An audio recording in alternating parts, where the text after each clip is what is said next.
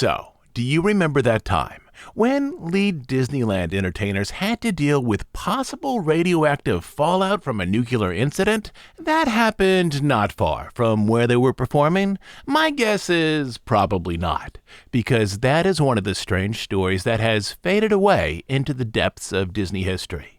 Today on the podcast, we have the story of that unusual incident, a little-known story that might be called Wally, Boag and the Doomed Tour of 1968, a story that will take three actual Disney legends, Wally, Boag, Betty Taylor, and Fulton Burley, to places that they almost surely never imagined visiting. So, if you have your earbuds in, if you have your walking shoes on, if you have your cruise control set for your drive to work, settle in, because we have a unique lost story for you today.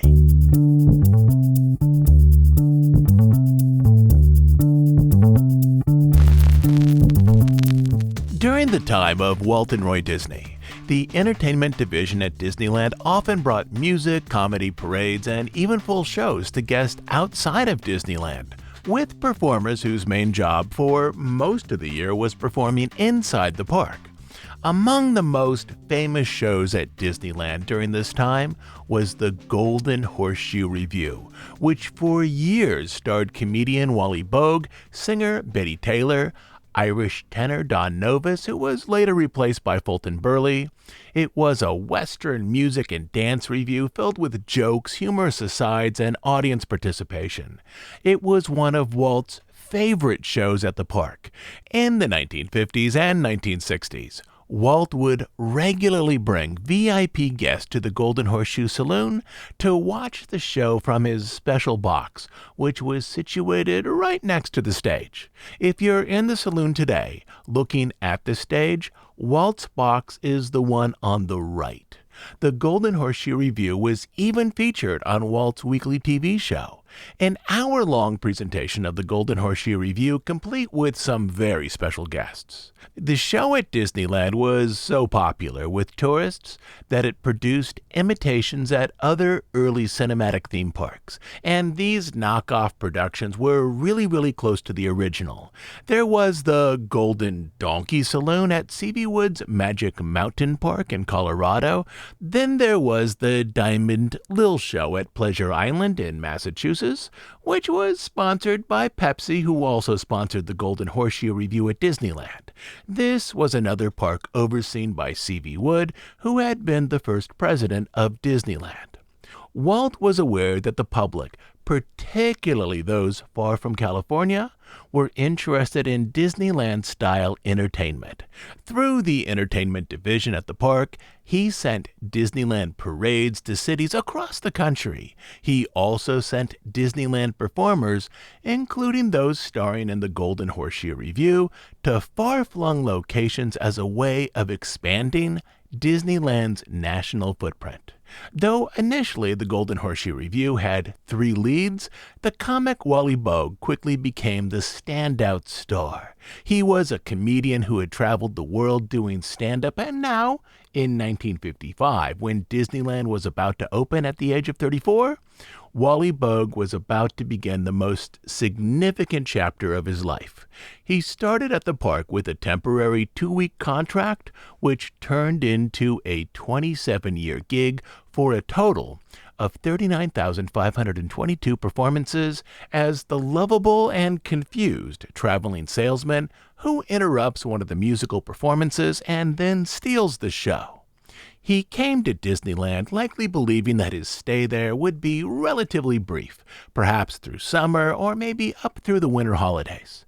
He interviewed for the role of this traveling salesperson at the Disney Studios in Burbank on an empty soundstage where he performed a family-friendly version of his longtime nightclub comedy act, which included not only jokes, but some eccentric dance moves and acrobatics. On the soundstage with him were a piano player and Walt, who personally cast the show. Walt was immediately taken with Wally Boag. Looking back, I think Walt picked me for the job. Boag said, because I had all the attributes of a good vaudeville act, and that fit perfectly into his vision for the 1871 Golden Horseshoe Review. Plus, I was a good enough actor to make it look like an 1871 act. A few days later, I drove down to the Disneyland site to start rehearsing the show. The drive took more than an hour and a half one way. There was only a couple of motels there, and the Disneyland folks booked the cast into one of them about 3 miles from the park so we could start rehearsals. From there, Wally set in to master his role while living at that motel and working with Donald Novis, who was the male singer, and Judy Marsh, who was the female singer, and also the original Slewfoot Sue, though that role would soon be taken over by Betty Taylor. The original show opened with the overture, Boag explained, followed by the chorus girls coming out to sing, "Hello, everybody!" And then came Wally's big entrance. Putting the traveling salesman act together was easy for me, he said. I already had the act, so all I had to do was write an entrance and an exit. His original entrance was at the end of the song Beautiful Dreamer, where he broke up the music. Don Novis, irritated to have been interrupted, asked him what he was doing barging onto the stage, to which Wally would routinely explain that he was a loud, long, lean, loquacious, sometimes laconic lunatic who loves to delve and dabble into delirious dialogues and dynamic dissertations. In other words, he added, he was a traveling salesman. At this point, he'd hang his hat on a set of steer horns that were mounted on the wall, and he forward a large carpet bag that held his items for sale. The items for sale, of course, were comedy props, such as a trick set of cards, a gun with 6 notches on it, and an old Davy Crockett coonskin cap, which he tossed away saying, "Oh, this thing will never sell." And from there, he was off into his stand-up routine, which included a song, acrobatic acts, and some very high kicks. Almost from the start, Wally Boag was the standout in the show. That summer, as Disneyland was finding its feet, reviewers routinely praised him by name. One newspaper said, Wally Boag is the freshest gaslight comedy act to ever have just got off a stage from Chicago. On the park's second day, Wally's role expanded a little to include an impromptu second show of sorts. By the time the show opened, Wally explained, we'd gone through 2 weeks of rehearsals. I was so gung-ho on the second day, I went outside of the Golden Horseshoe and staged a phony shootout with a security guard who was carrying a gun loaded with blanks. When he shot me, I took a pratfall and rolled over and played dead. All of this was just quick play between Boag and one of the Western actors in the park, but guests weren't the only ones watching. When Wally got up, he saw Walt there taking in the spectacle. "Hey," Walt said, "that's funny. Why don't you do that every once in a while?" And so for months, Wally and others in Frontierland staged a midday shootout, just like in Western films, with Wally doing most of the stunts and pratfalls. This moment was Wally's first significant connection with Walt, a moment where Walt saw something unique in him. "Well, I was always grateful," Boag said, "that Walt loved the Golden Horseshoe Review. He rarely came to the park without stopping by to see a show. Whenever he would arrive at the Harbor Gate entrance to the park, the security man would phone the Horseshoe's stage manager to let him know that Walt was in the park and would likely stop by at some point in the day. When we heard that, we'd reserve his box seats." As a result of Walt's interest, Wally Boag and co-star Donald Novis were given their very own 25-minute, 5-day-a-week radio show to be hosted from inside the park, where they would talk with guests and Disney celebrities, typically about upcoming film appearances. In this, Wally Boag, along with Donald Novis and Jimmy Dodd of the Mickey Mouse Club, were now the only people other than Walt himself to host a regular program that represented the company. In a press release, Walt, or at least someone writing for Walt whose work he okayed, said, From our new Disneyland park, which opened on July 18th this summer, we hope with this new radio series to capture for ABC radio listeners the magic of the park itself by following typical American families who are visiting the park as they explore each of our special attractions. We will meet and visit with interesting folks who have traveled to Disneyland Park from all over the nation, starting with our Golden Horseshoe Gay 90s Theater Restaurant, where we meet our interesting visitors, and the starting point for our daily tour of the park, getting the comments and reactions of mom, dad, sis, and brother. We will meet not only famous visitors and their families, but also typical families from each of the 48 states. And so take that, current-day influencers, because back in December of 1955, not even 4 months after the park had opened, Walt was putting together a short radio program that initially was intended to run 5 days a week on ABC affiliate stations that explored in audio a family's visit to the park. The show would quickly expand to interviews inside of the Golden Horseshoe Saloon, arranged before the daily performances of the review began, with a focus on actors in Disney films and TV shows, such as Fess Parker, who was then best known for his role as Davy Crockett, and Tim Constantine from the Disney serial Spin and Marty, which was part of the Mickey Mouse Club. From December 1955 to April 1956, the show on radio was called simply Magic Kingdom. But after that, the show's name was changed to Your Happy Holiday.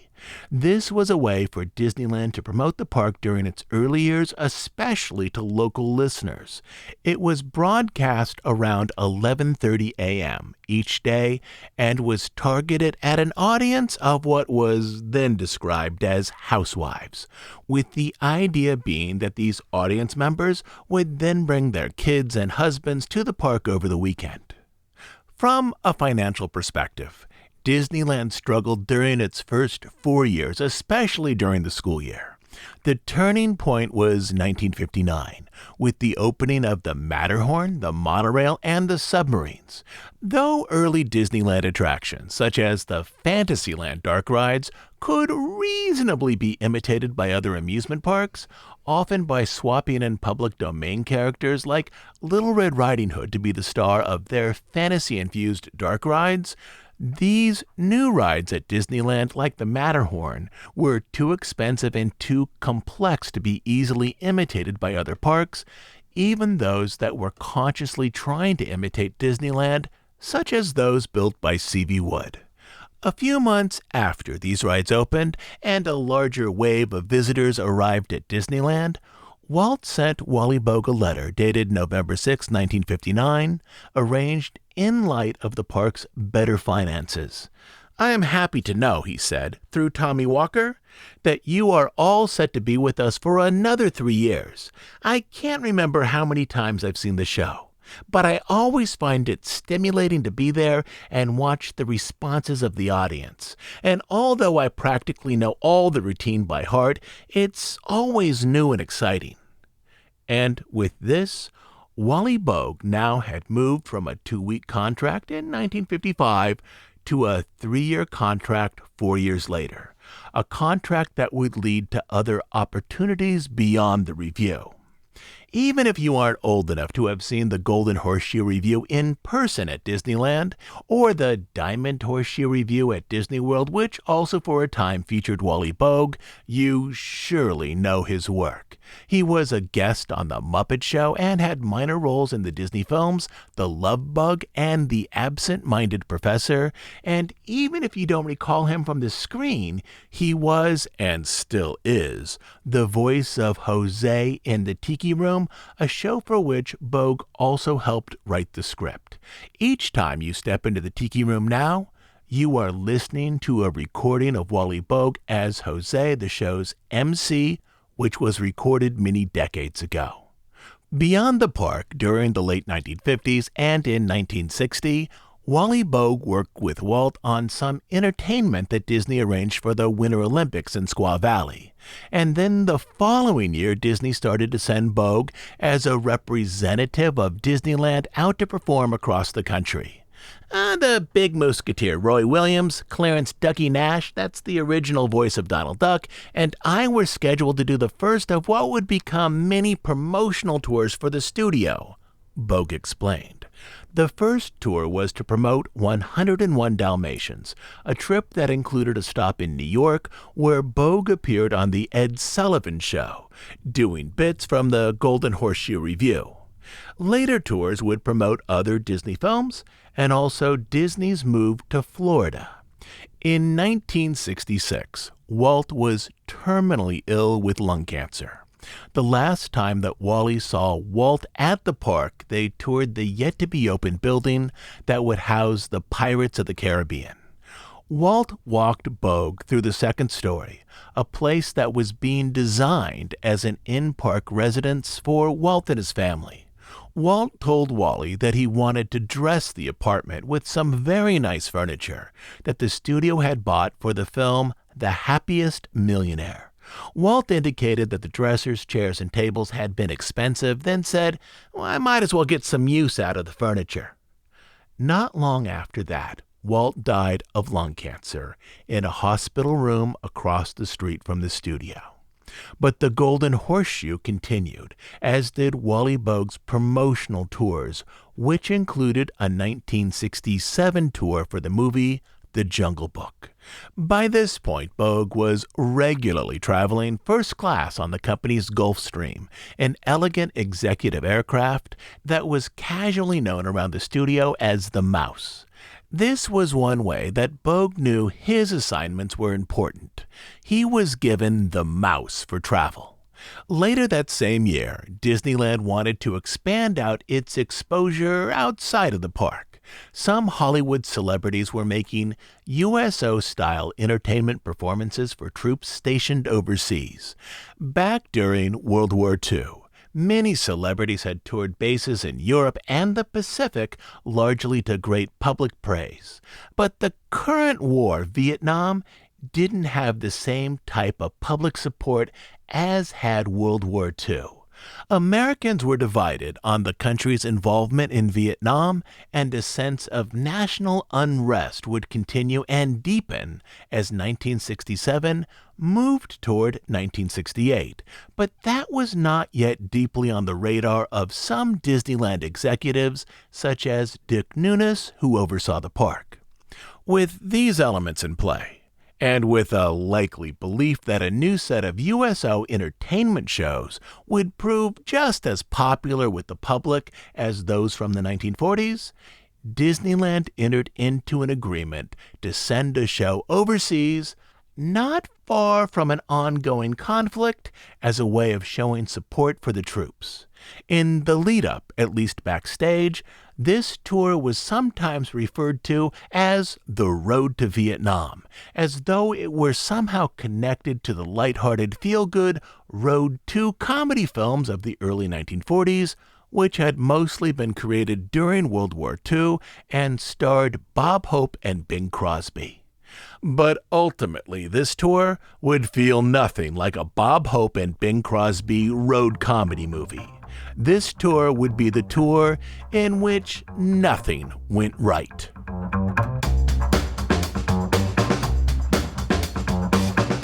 In 1968, Disneyland asked 4 stage performers and 2 musicians from the Golden Horseshoe Review to entertain troops in Vietnam through a USO program called Hollywood Overseas. These included Wally Boag and his co-stars Betty Taylor and Fulton Burley, who was Don Novus's replacement, as well as Bert Henry, who was Wally Boag's comedic understudy, and the musicians Jerry King, the show's drummer, and Don West, who played the piano and a handful of other instruments.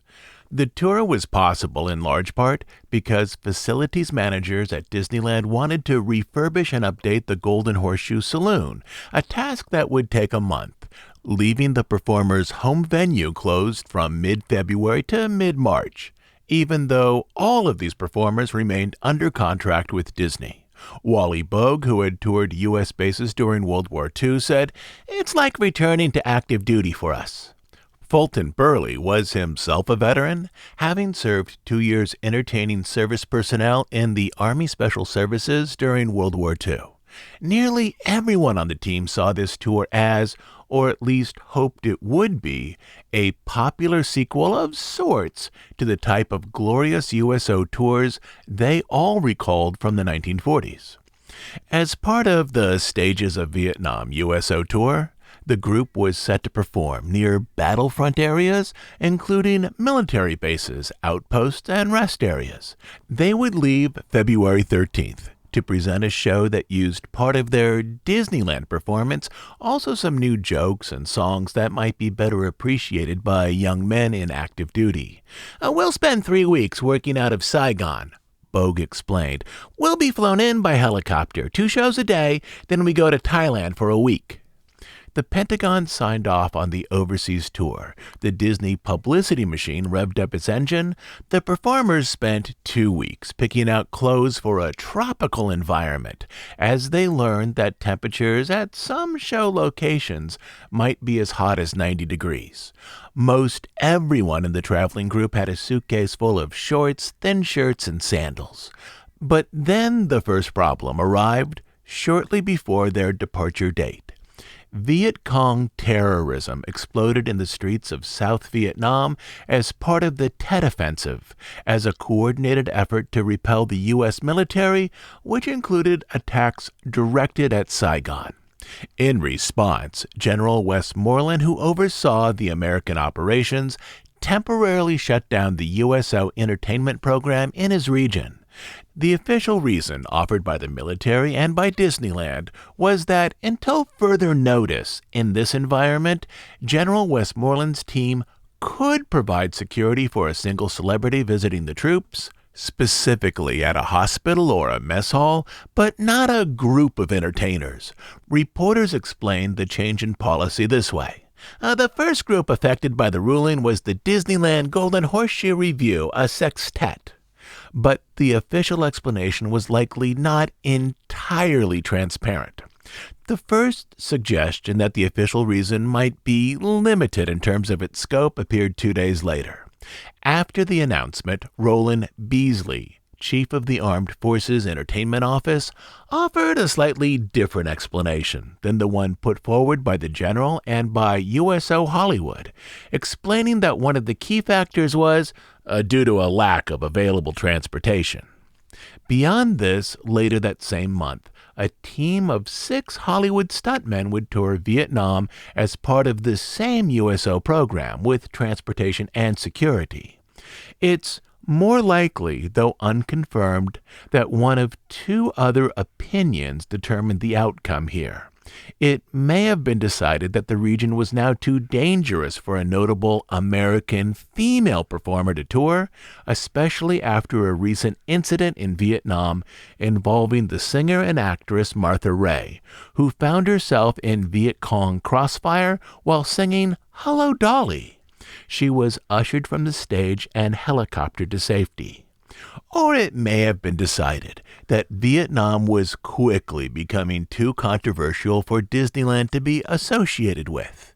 This political divide between those who did and did not support the war was carefully being handled by other celebrities. Actor Tony Randall, who would be traveling solo to entertain in Vietnam later that month, had recently explained that he supported the troops even if he was against the war. Likely unaware that the reason given to the public was only a marketing excuse, Wally Boag said that he was excited to perform for enlisted personnel wherever they are, but I gather those in Vietnam are too busy fighting right now to take time out for shows. But Disneyland executives were still intent on supporting the troops, and in doing so tying Disneyland's identity to a type of popular patriotism that most in the country could embrace. But outside of Asia, foreign USO opportunities were very limited, but there were some locations, however remote, that were still available. Instead of flying to Vietnam, where they would perform for hundreds or thousands of troops at a time, the 6 members of the Horseshoe team, who had already stocked up on clothes for a humid climate, were rebooked to perform in Iceland, Greenland, Labrador, and Newfoundland, where they would visit troops in the middle of winter. The team scrambled to buy new clothes suitable for the Arctic Circle at the high point of winter. They had 2 days to change out both their performance and traveling wardrobe. The tour was now referred to, casually and somewhat euphemistically, as the Disneyland Tour of Arctic Circle Bases. The group traveled with their own costumes and sound equipment under the original and now abandoned tour plans at more populated bases near or in Vietnam. Almost surely troops would have been on hand to manage the transportation setup and breakdown of show equipment. But now the Golden Horseshoe team would visit far smaller bases, some with only a couple dozen residents, including family members. With this, the 6 Golden Horseshoe members effectively became performers, technicians, and road crew, setting up and breaking down over 100 performances in 4 weeks. The first stop was in the Danish territory of Thule, Greenland, which happened not long after an Air Force B-52 bomber crashed there while carrying 4 hydrogen bombs. While in flight, a cabin fire forced the 7 crew members of that B-52 to abandon the plane, while leaving the bombs to crash with the aircraft. 6 of the 7 B-52 military members ejected safely and survived, leaving the plane to crash a few miles from the base. Fragments of all 4 bombs were quickly found, but not all components were immediately accounted for. Wally Boag, who occasionally could stretch some details to make a good story more exciting, once claimed that the B-52 crash happened just 5 days before their arrival. It was actually closer to 3 weeks. Still, as the Disney performers arrived, the military wasn't sure as to the location of one of the secondary stages of a nuclear weapon, as debris from the crash was scattered over a large area deeply covered with snow. Trees in some areas were charred from the crash, but as the plane was at speed when it hit the ground, wreckage was spread over a large area. The particular item of concern, that second stage, was the nuclear portion of the bomb, the chamber in which 2 isotopes would be combined to create helium, which in turn would release a tremendously devastating explosion capable of annihilating a city. The bomb was not armed, but still held radioactive elements. As the Disney team arrived in Greenland, this second stage still hadn't been located, but the performers were informed about the situation, essentially that there was a missing nuclear bomb somewhere within 10 or 12 miles of the base. There was also the possibility that as a result of the crash and the fracturing of the bombs, the area might have some radioactive contamination. But most everyone there was acting as though the base were safe. Nervous, but also a little in awe of the absurdity of the events, the Disneyland team moved forward with their show. Fulton Burley, the Irish tenor, put together a song called I Love You Thule, a parody of the Bing Crosby song I Love You Truly. Fulton performed this quickly written song on stage and mentioned recent unusual happenings around the base, including the loss of that nuclear bomb. The second stage element would later, long after the Disney team left, be determined lost in the crash fire. But also, the investigation team would note that there had been some radioactive contamination of the area. For months, the situation proved to be a significant international incident, with the U.S. eventually agreeing to scoop up the snow, which had radioactive elements, store it at the base, and later that year, once a local harbor had thawed enough to let in ships, send it by tanker vessels to the U.S., who would then take ownership of what would then be radioactive water. The next major stop after Thule on the Golden Horseshoe itinerary was Cape Atoll, far from any city, where temperatures midday were barely above freezing and at night, and it was mostly night, were far below zero. There Wally, Boag, and the rest performed for just 13 servicemen and a handful of native Greenlanders, who, as Betty Taylor recalled, deeply admired her mink coat, which she was wearing to keep herself warm. Unfamiliar with mink coats, the Greenlanders believed that the coat had been made from the hides of dogs. Dogs in that region were far more valuable than small wild animals. In this, they inadvertently recast Betty Taylor, the lead singer, into a type of Cruella de Vil, though no one pointed this out at the event. From there, the team traveled further into Greenland in a Douglas C-54 cargo plane, which was regularly used to transport coal. The plane hadn't been fully cleaned, and according to Boag, coal dust was still in it. It got on their clothes, and they could smell it when they breathed. This, Wally well knew, was a far cry from the immaculate company Gulfstream, the Mouse, that he had used for previous tours. In Greenland, they performed for 4 days, show after show. At one performance were only 14 people. Still, the show went on. At another, though, there was 400. At Lake Jean, Fulton Burley put together another parody song. As the area was another self-ruling territory of Denmark, he adapted the song There's Nothing Like a Dame from the 1958 musical South Pacific to There's Nothing Like a Dane. The Golden Horseshoe team then traveled by military transport to Goose Bay, Labrador, only to find the country far colder than they anticipated. The ground was covered in ice, making it difficult to walk or carry equipment. Because of this, a team from Goose Bay arranged for snowmobiles to take the performers from location to location, though traveling over ice, even on a snowmobile, was still dangerous. As Wally Boag explained, Betty Taylor, the group's musical star, she broke her ankle while riding a snowmobile from the plane to our first show. The snowmobile rolled over on her, leaving her injured. She needed to be carried into the local doctor's office. Initially, the doctor wanted to send Betty Taylor back to the States for treatment and to recuperate, effectively ending the tour. But the Horseshoe team put together another plan. Her ankle was set at a local medical facility, the only facility as the town just held a few thousand people. The cast was then painted black to match the dress she wore on stage. Once swelling subsided and she felt a little better, likely 2 or 3 days later, she wore black leotards instead of stockings that easily stretched over her cast and boot. Our accordion player saved the day, Boag continued. He was a weightlifter and said he could pick Taylor up and put her on a stool so she could do her numbers. The accordion player, who was more importantly the group's pianist, was Don West.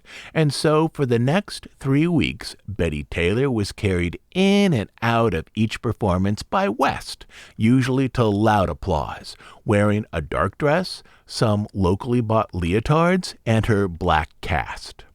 The tour, having already survived a string of mishaps, continued for the rest of the month using available military aircraft, which was mostly outfitted for cargo transport and performed in towns whose temperatures were significantly below freezing.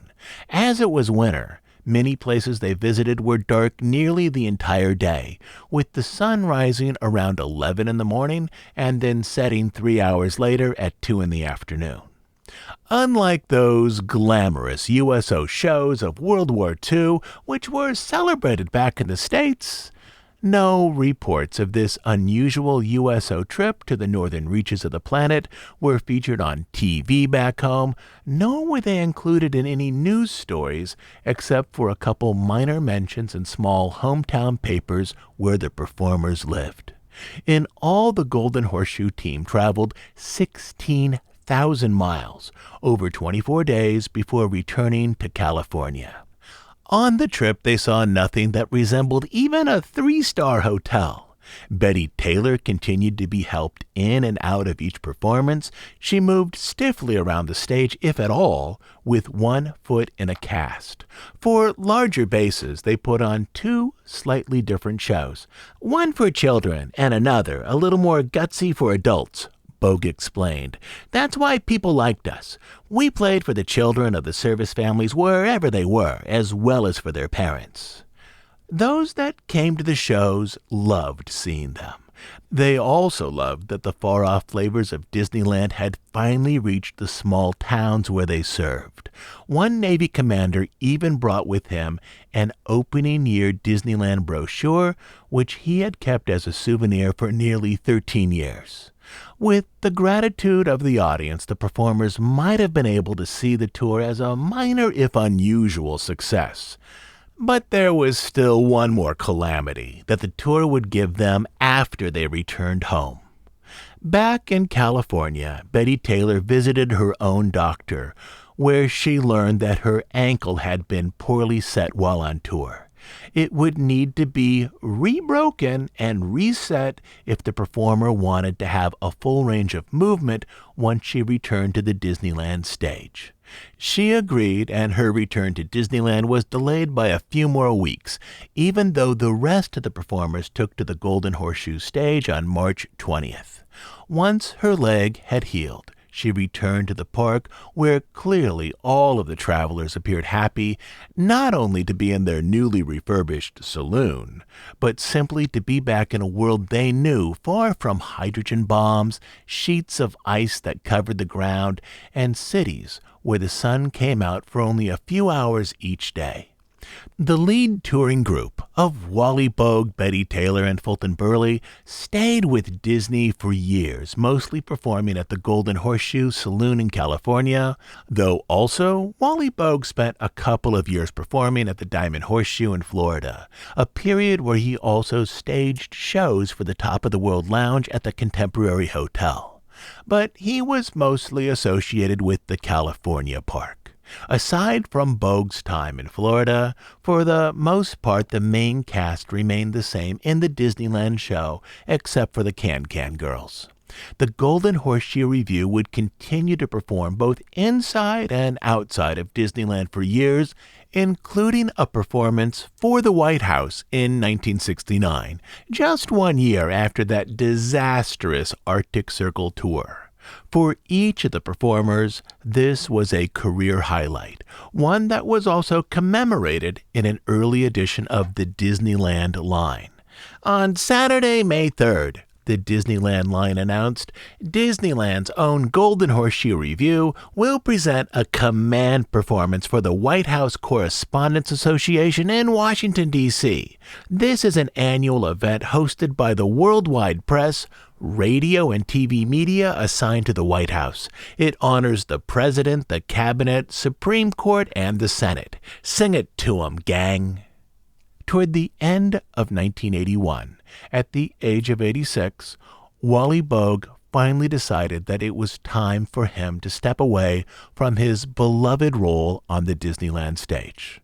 On January 28th, before an audience of friends and family, Wally Boag offered his final performance on the saloon stage, once again trying to sell his wares, making balloon animals, and as always, after being hit in the face, pretending to spit fake teeth into the audience. It was a routine that he had honed for decades. Once someone asked him how he could perform the same act on stage week after week for years, he answered by explaining that each act for him was different, and beyond that, the stage at the saloon was only a stage inside of an even larger stage, with everyone at Disneyland playing a role to present an ongoing and complex show to guests. Now, that's what made this place special and different from other amusement parks, he said. We were all on stage. Walt saw us all as his cast members, and we had roles to play. Taken all together, we were bringing a lot of happiness to a lot of people, and the emotional rewards for doing that have been extraordinary. In his later years, Wally Boag would often talk about his time at the Golden Horseshoe Saloon. He would regularly visit Disneyland where, for the rest of his life, he could hear a recording of himself come from Jose, the master of ceremonies in the Tiki Room. He attended various fan events, but aside from a few quick comments back in 1968, he never talked much about that doomed tour of 1968 when he and his fellow Disneyland performers had flown up into and around the Arctic Circle, where they encountered nuclear mishaps and endured a poorly set ankle. That part of his life and of the Golden Horseshoe Review remained a quiet, nearly forgotten memory, fading over time into the vast history of the Disney Company. Before I go today, a few final things. First of all, the D23 event is from Friday, August 9th to Sunday, August 11th. We will have a show that week exploring the announcements from the event and what they mean for the future of the company. But as with previous D23 expos, as the event continues until Sunday night, I can't be both at the event and also finish a podcast episode about the event on Sunday. So our show for the week of Sunday, August 11th will post early in the week, likely on Monday or Tuesday. So that week, which is still a few weeks away, just remember, you'll need to wait a day or two for that episode to post. Second, if you enjoyed today's episode, we've done similar episodes in the past, standalone projects that focus on an unusual aspect of the company's history. Over on our Bandcamp site, if you scroll back a ways, you'll find 2 episodes called Strange Stories of Disneyland, which include the time that Alfred Hitchcock wanted to make a movie at and partially about Disneyland. You'll also find an episode called Strange Stories of Epcot, which, among other things, tells the story about Starbucks versus some of the Disney World mermaids. Again, those episodes are over on Bandcamp. If you're looking for them, the 2 Disneyland episodes have the cover of the Mark Twain at Night Before Big Thunder. The Epcot episode has the image of the Nova Corps spacecraft in front of Cosmic Rewind. And lastly, of course, I'll be back next week with a new episode. The plan right now is to have another serving of strange stories, little-known tales about the history of the company. As you know, we're an ad-free, listener-supported podcast. We do just 2 things: deep dives on stories related to the history of the Disney studio and the parks, and news and analysis of current events as they relate to the Disney company. We are funded entirely by listener contributions, specifically by listeners who join us over on Bandcamp as monthly supporters. On Bandcamp, you'll find over 200 episodes not available on iTunes or anywhere else. But the best reason to join us there is to support the work we do and to make sure that this podcast continues to exist. You can support us by becoming a monthly subscriber at dhipodcast.bandcamp.com. I'll also leave a link down in the show notes. So, until next week, this is Todd James Pierce.